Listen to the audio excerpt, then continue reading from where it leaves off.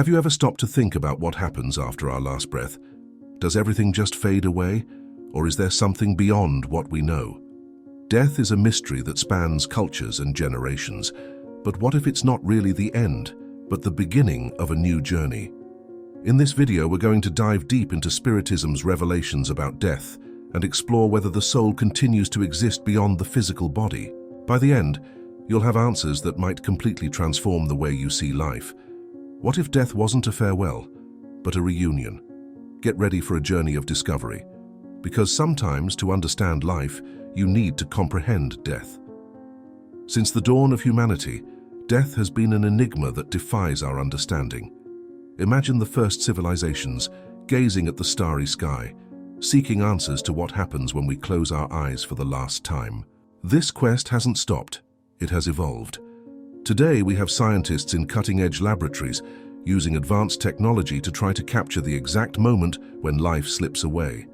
But even with all this progress, the question persists: what really happens when we die? The answers are as diverse as the cultures that inhabit our planet. For some, death is a portal to an eternal paradise. For others, it's the beginning of a cycle of rebirths. There are those who believe it's simply the end. But regardless of belief, one thing is certain: all of us, without exception, will one day confront this reality. The fear of death is almost universal. It's instinctive. It's in our DNA. But along with this fear, there's a burning curiosity. Think about the people you love who have passed on. Where are they now? What are they experiencing? And you? What will you feel when your time comes? In recent years, science has been taking surprising steps. Researchers are beginning to seriously consider what spiritual traditions have been saying for millennia. That maybe, just maybe, consciousness can exist beyond the physical body. Consider near-death experiences. People who were clinically dead come back to life with vivid accounts of having left their bodies, of seeing a light at the end of a tunnel, of meeting deceased loved ones. Coincidence, hallucination, or something more? And what about mediumistic phenomena? People who claim to be able to communicate with those who have passed on, bringing messages and information that, in theory, they shouldn't know. How do we explain this? It's as if we're facing a cosmic puzzle, where science and spirituality aren't opposing pieces, but complementary ones. Perhaps, to truly understand death, we need to unite empirical knowledge with ancestral wisdom. This is the big question that drives us. It's not just about understanding death, but about comprehending life itself, because in the end, how we live is intrinsically linked to how we face our inevitable end. Imagine life as a grand cosmic school. In this perspective, death isn't the end of the school year, but merely the bell that marks the break between classes. This is how Spiritism views death, not as a full stop, but as a comma in a much longer sentence. In Spiritism, the soul is eternal. Think of it as a tireless traveler, always seeking new experiences and lessons. Each physical life is like a stop on this infinite journey. We're born, we live, we learn, and when the body can no longer serve us, we return to the spiritual plane. But what exactly is this spiritual plane? Imagine it as a parallel dimension, vibrating at a different frequency from our physical reality. It's a place of reflection, of meetings, of planning. It's where we prepare for our next lesson in the school of life. Reincarnation, in this context, is like a cycle of seasons. Just as nature renews itself every spring, our souls also go through cycles of renewal. If we don't learn a lesson in one life, we'll have the chance to try again in another. It's a process of continuous evolution, where each experience makes us a little wiser, a little more evolved. Now, think about the moment of death. In Spiritism, this transition is seen as a natural passage, almost like waking up from a very vivid dream. We leave the physical body and find ourselves in our spiritual form. It's a moment of reunion with loved ones who have already passed, with spiritual mentors, and most importantly, with ourselves. In the spiritual plane, we go through a fascinating process of life review. Imagine being able to revisit every important moment, every decision, every impact we've made, positive or negative. It's an opportunity for deep self-analysis, to understand our actions and their consequences. And here comes the most intriguing part. We plan our next incarnation. Yes, you read that right. According to Spiritism, we choose the challenges we'll face, the lessons we need to learn, even the people we'll relate to. It's like putting together a personalized curriculum for our next school year in the school of life. That's why in the Spiritist view, death is not something to be feared. It's a transition, a new beginning. It's the opportunity for the soul to rest, reflect, and prepare to return even stronger, wiser, more evolved. So, the next time you think about death, try to see it not as an end, but as a pause to breathe, to evaluate the path traveled, and to prepare for the next stage of this incredible journey we call existence. Imagine yourself for a moment on the brink of death. The doctors have lost hope, the machines indicate your heart has stopped, and then suddenly you find yourself floating above your own body, observing the entire scene. You pass through a tunnel of intense light, meet deceased relatives, and experience indescribable peace. Then, against all odds, you come back to life. This might sound like the plot of a sci-fi movie, but these are real accounts from people who have had near-death experiences. These experiences aren't isolated. They occur in different parts of the world, crossing cultural and religious barriers. What makes near-death experiences so intriguing is the consistency of the reports. People from different countries, cultures, and beliefs describe surprisingly similar sensations. Many talk about the feeling of leaving their physical body, often describing with precision medical procedures performed while they were unconscious. They report passing through a dark tunnel towards a bright and welcoming light. They tell of encounters with deceased loved ones or beings of light that transmit unconditional love. They describe a panoramic life review where every action and its consequences are revisited and understood. And almost invariably, they mention a sensation of profound peace and reluctance to return to the physical body.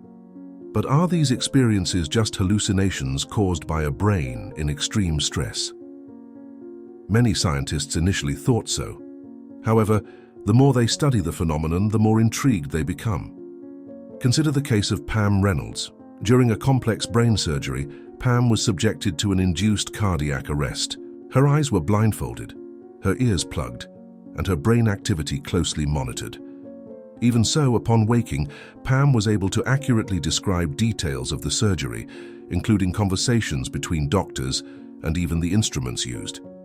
Or think about cases of people blind from birth who, during near-death experiences, report visual experiences for the first time in their lives.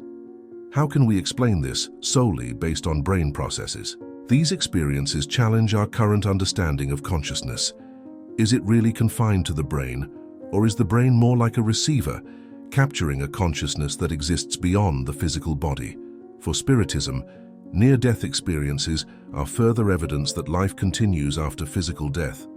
They suggest that consciousness can in fact exist independently of the body, corroborating the idea that we are spiritual beings having a physical experience, not the other way around. The most fascinating aspect is the impact these experiences have on people's lives. Those who go through a near-death experience often report a profound change in their worldview. Fears diminish, love for life increases, and many develop a deeper understanding of the purpose of their existence. These experiences invite us to question, what if death isn't the end but just a transition? What if, instead of fearing the unknown, we could face it as the next chapter of a much greater journey? Near-death experiences open a window to what might exist beyond life as we know it. They remind us that there might be much more to our existence than we can see or touch. And who knows, they might prepare us to face our own mortality, not with fear but with curiosity and even anticipation. Imagine your life as an infinite book, where each page represents a different existence. In this cosmic book, every choice we make, every action we take, leaves a mark that echoes far beyond a single life. This concept, known in Spiritism as karma, is like a universal law of cause and effect that extends through incarnations. Think of karma as a spiritual garden we cultivate throughout our multiple existences. Each thought, each action, each choice we make is like a seed we plant in this garden. Some of these seeds grow quickly, bearing fruit in the same life they were planted. Others, however, take longer to germinate, blooming only in future lives. That's why often the challenges we face today may not be a direct result of our actions in this current life. They can be fruits of choices made in past existences, opportunities the universe presents us to correct old mistakes, learn important lessons, or balance situations we left unresolved. As we understand the role of karma in our lives, we begin to realize that nothing happens by chance.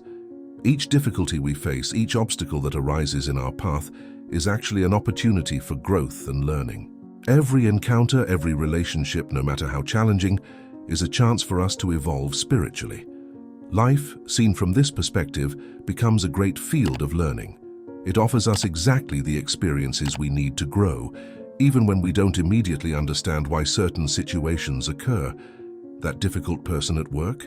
It could be someone we had conflicts with in a past life, and now we have the chance to resolve this pending issue.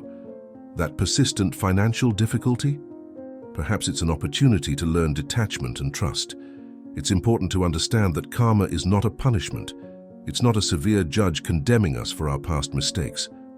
On the contrary, karma is a patient and wise teacher. It teaches us, through the experiences it attracts to our lives, to cultivate virtues such as patience, compassion, forgiveness, and wisdom. Each challenge we face is a personalized lesson designed specifically to help us evolve. And the beauty of this system is that we are always planting new seeds. Each act of kindness, each gesture of love, each conscious choice we make today is creating a lighter and more harmonious future, whether in this life or in the next. It's a powerful reminder that we have the power to shape our destiny at every moment, so we continue, life after life, planting, reaping, and learning. It's a cycle of continuous evolution, where each experience makes us a little wiser, a little more evolved. And on this journey, we are not alone. The spirits who have already reached higher levels of evolution continue by our side, guiding and inspiring us in our choices. Understanding karma and the role of our past incarnations gives us a broader perspective on life. It helps us face challenges with more serenity, knowing that each difficulty has a greater purpose. It encourages us to make more conscious choices, aware that we are always sowing our future. And above all, it reminds us that we are eternal beings in constant evolution, learning and growing with each step of this infinite journey. Imagine for a moment that death isn't an insurmountable barrier, but rather a thin curtain separating two dimensions of existence. On one side, we are in the physical plane. On the other, the spirits who have already departed. And this curtain, as thin as it may be, doesn't prevent communication between these two worlds. In Spiritism, it's believed that spirits who have left the physical plane don't disappear or completely distance themselves. They remain close, accompanying our journey, observing our steps, and whenever possible, sending signs and messages. This communication isn't seen as something supernatural or frightening, but as a form of loving guidance, an aid to help us fulfill our mission on Earth. The ability to perceive and transmit these messages is called mediumship. Think of it as a kind of cosmic antenna that some people have more developed. These individuals, known as mediums, are able to establish a clearer bridge between the physical and spiritual planes. They act as interpreters, translating messages from the spiritual world into a language we can understand.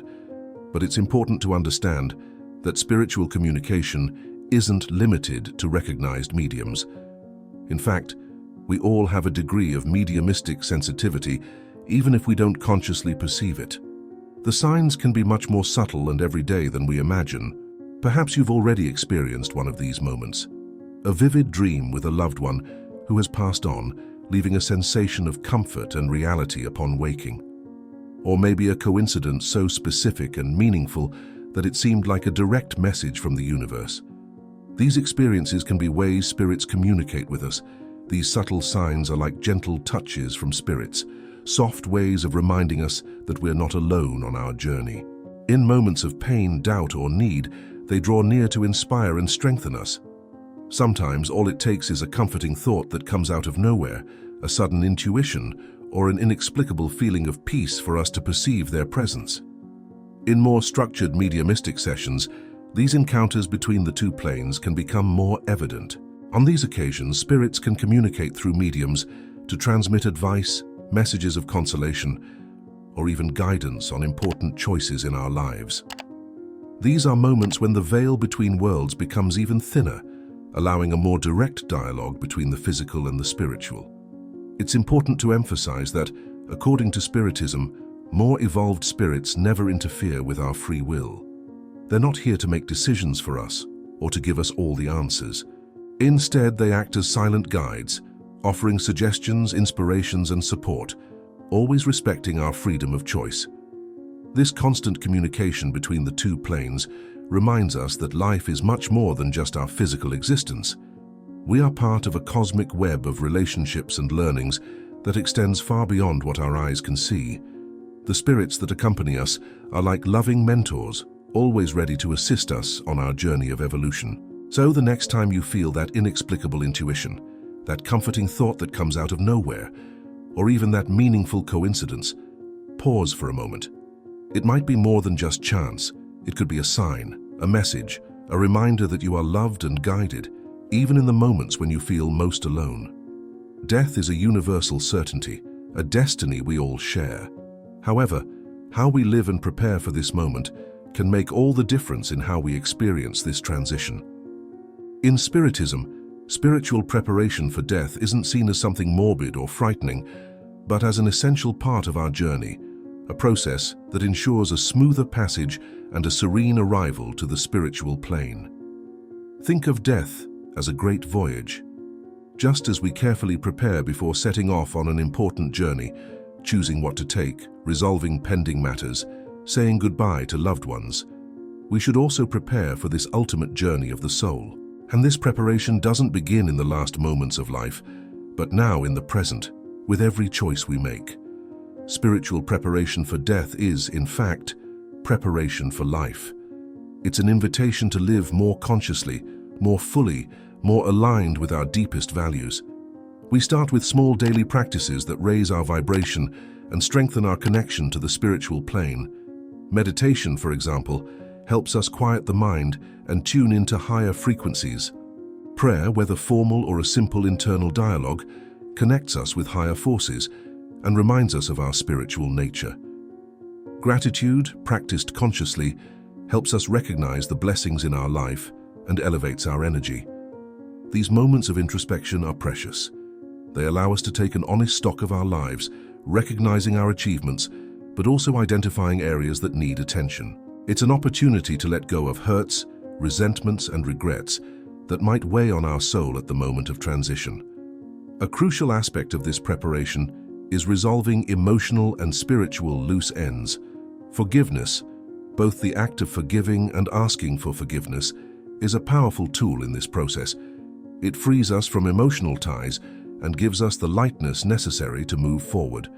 Closing cycles, whether in relationships, work, or personal projects, is also important. This doesn't necessarily mean cutting ties, but rather finding a sense of completeness and peace regarding these experiences.